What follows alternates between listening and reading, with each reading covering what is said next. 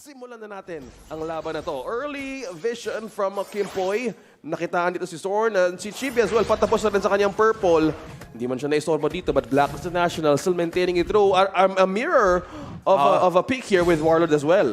Okay, so yung Kaja pickup means that pwede mag-agro sila, pwede rin sila yung pick off base.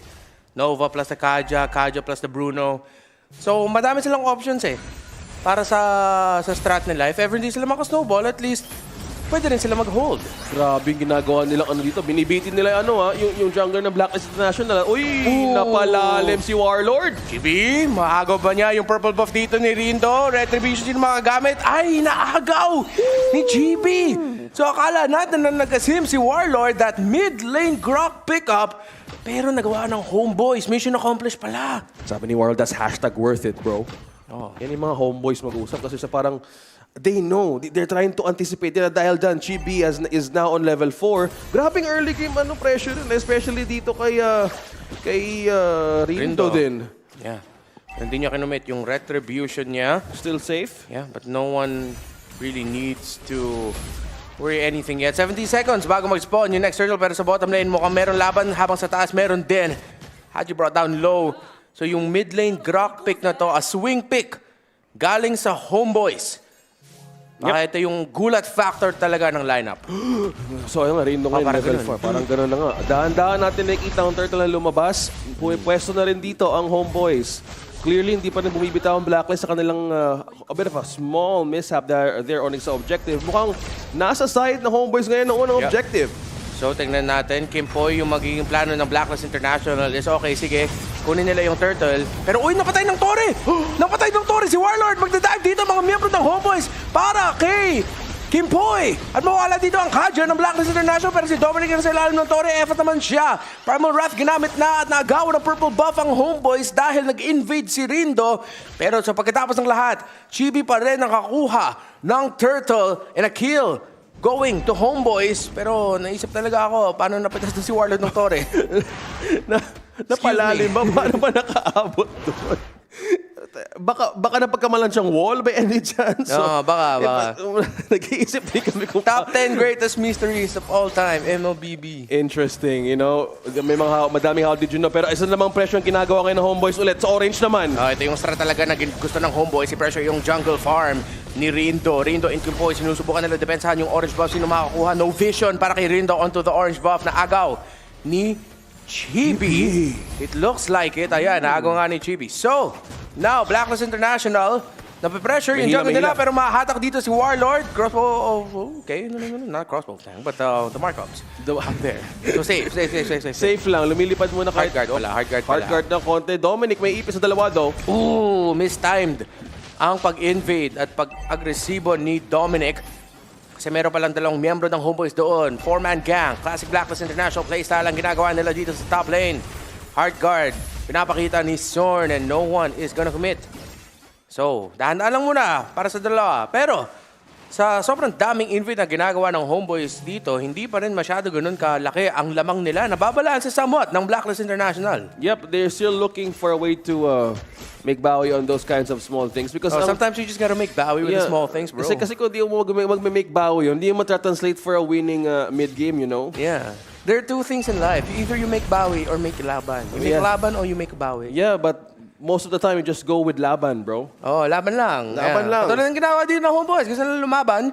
Pero Blacklist International, guess naman nila talaga na medyo delikado kung mag-full tayo dito. Na gugulahan yung rotation ni Rindo. Hindi momentum o tempo maayos yung Blacklist International dahil sa pressure na binibigay ng homeboys. So, sabi ng Blacklist, sige, saan yung turtle? Susubukan namin na naman i-dive dito si Ryzel pagkatapos ng lane switch. So, nag-switch na ng lanes ang dalawang gold laner. Nasa XP lane na nga, si Bruno and si 1-1 now. Meanwhile, Rindo and Kimpo as well trying to hold off Warlord. The pressure, ni HB ngayon ng homeboys is not really... Grabe. Parang hindi bumababa by the minute. They're really slowing down Blacklist International dito, Grabe din yung strat ng homeboys. Inisip ata nila malas yung TP ni Sorn. So si Warlord na yung taga-TP sa Homeboys. Ikaw naman, pre. Ikaw naman sa laban. Pre, naman, medyo malas yung TP ko, boy. Ayoko mo na gawin. Ikaw na lang muna. Pero si Sorn na naiiwan sa taas. Agaw. Okay. 2-level gap. Grabe talaga yung pressure na ina-apply ng Homeboys. At kaya pinili ng Homeboys yung mid lane Grok. Yan ang makukuha mo. Fast clear sa gitna, high invade. Pair that up with a Baxia. No surprise na ito ang nagiging resulta sa early game ngayon. Yeah. So kung early game ang gusto nilang kunin against Black Ice International, you also need to be consistent on how to progress that in the mid game. So kung babalik natin ang items here, mostly we have the Hask Loss and the Dominance Ice for the Eden as well. So still starting with their similar builds, pero mostly may konting kalamangan lang dito yung Marksman or yung 1-1 in a way. Pero not too far from Bruno. Tsaka Homeboys, gusto talaga nila mas mabilis to kasi madami silang physical damage. Yan yung main source ng damage nila. Oo, mag-hybrid build tong Angela at alam naman natin may respectable din at medyo malagkit yung damage ng Angela mid to late game pag nag-hybrid build siya. And then of course, a little bit of magic damage na nilalabas ng ultimate ng Baxia pero hindi naman ganun kataas. Meanwhile, Blacklist, madadaan naman to sa magandang itemization at saka sa pag-convert into the mid to the late game. At si Owl mukhang mababangga 2v1 at mapipitas ang gold laner ng Blacklist International. Homeboy is still in control, Kuya Osex. Oh, still, speaking of control, sinubukan ding agawin doon. Rindo still maintaining with his own objective pickups. But yeah, I think the hybrid for this Angela would work dahil nga mas gusto nilang mang-focus, nilang mang-pressure. And that's the third turtle. Going again to Homeboys with the lead of 2.3k. Still managing to divert attention of Blacklist from top to bottom. And pumalit na nga din sa baba si Dominic. Yep. Instead of leaving Owl alone down bottom against Rizel. Filipino players and coaches, inamin nila na ang laso ng tournament talaga na to ay ang Homeboys. Kailangan mag-ingat kayo sa Homeboys. At pinapakita ngayon ng champions ng Malaysia kung bakit yun ang iniisip ng mga pro players and pro coaches from the Philippines. In control, in the zone. Blacklist, ginagawa lang nila ang kaya nila gawin at this point, which is maghanap ng farm, try to supplement Owl. Bigyan siya ng mga item, bigyan siya ng gold. Oh, no. Oh my goodness! That is gonna be the wild charge. At saka yung pader galing kay Warlord mapipitas doon ng Bruno ng Blacklist International. That's gonna be a kill though. Warlord ay mapapatumba pero 2-for-1 trade. Mid laner para sa gold laner at roamer ng Blacklist. Lamang pa rin ang Homeboys. Wow, the delay for Owl and even the takedown for Kimby, that's already 2. Grabe naman yung ikot na yun. Hindi talaga pinapabayaan kahit dalawa na sa taas. Hindi pa rin iniiwan ng Homeboys ang Blacklist International. But still, they still remain intact with their own defenses, but their priority here is completely delay Owl, especially with this power pick na Bruno. On point. Grabe yung Homeboys na to.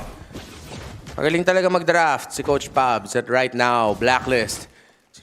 Sinusubukan na lang nila ang maghanap ng mga saktong timing. Baka makapunish sila ng kung masyado maasim ang Homeboys. Pero so far, parang hindi nag-aasim yung Homeboys Hindi, they're really maintaining what they have started even just by the control of the river. At papunta din dun sa orange ng Blacklist International. Nagtitipi na si Sorn. Ito na. Ay, naku, wait lang. Naging confident na si Kuya Sorn. Kanina si Warlord lang. Ngayon, sabi ata ni Sorn, Lord, okay na. Sali na ako. Feeling ko hindi na ako malas. Akala ko talaga si Warlord lang kinuha niya responsibility. Pero dalawa na sila. Okay, sabi ng Homeboys, we're feeling it now. Ramdam na namin. Pero wait. Trade to. Kailangan din, pwede itong i-trade. Inanakap nga dito si Rindo though. Heavy spin. Masyado maagad. Good delay by Homeboys. Na hininto nila yung damage lord para hindi maagaw ni Rindo. Would have been a really good call para sa jungler ng Blacklist International. Pero Homeboys, na respeto nila. Nakita na nila yung mga clips from Blacklist and MPL Philippines Season 12 regular season and playoffs with Sensui na kung may aka yung Blacklist, mag-ingat tayo guys. At narespeto yun ng Homeboys. Pero sa bottom lane, naka-push si Owl. That's a good way to recall on what is Blacklist International playstyle, especially with the jungle. The Akai is really a great of a threat, especially with the opposing team. Pero it is a different path that the code is taking. They have traded off 3 turtles, 1 lord, and maybe they're just buying time for a possible late game comeback here, even for Owl. Hindi lang talaga late game comeback na momentum na yung mga kalaban nyo. In-invadean yung jungle nyo na malala. 11 si Rindo sa level, 14 si Chibi. So ngayon talaga, hold out na lang, turtle na lang. And by turtle, we mean defensive na lang ang pwede gawin dito ng blacklist. Yeah.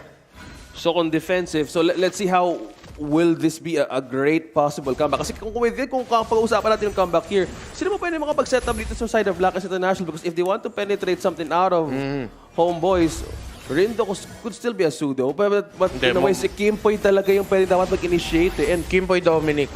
kasi ang problema lang, tatlo lagi humaharap dito sa Homeboys. And once kumuha siya ng hila, pwede siya ma-punish din eh. Yeah, hindi kailangan kasi dumikit yung mga miyembro ng Homeboy eh. Yung lineup nila, pwede sila spread out yung formation nila pag palapit na sa point na magti-team fight eh. Mas mahirap ganun para kay Dominic at saka kay Kimboy kasi mag-uusap talaga sila. Sino ba yung uli natin dito, Kuya Kimboy?